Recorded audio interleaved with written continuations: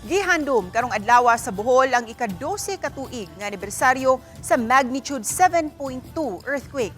October 15 tuig 2013 dihang mitayog ang kusog nga linog sa Bohol ug silingang mga probinsya sa Kabisayan.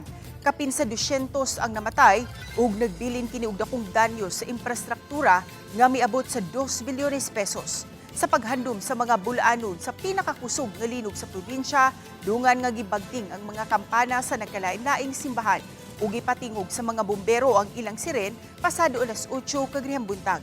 Ang uban ni simba ug naghalad og pag-ampo alang sa mga namatay. Ingon man nagpasalamat nga giluwas sila sa katalagman. Pagkahuman sa 12 katuig, nakarecover na ang probinsya ug matod sa mga residente, nagpadayon na sila sa ilang kinabuhi. Apan dili gihapon nila makalimtan ang nahitabo ni atong adlaw. Ilabi na karong panahona nga padayong nasinati ang mga aftershocks nunot sa kusog nga linog nga miigo sa Subo ug sa Davao Oriental.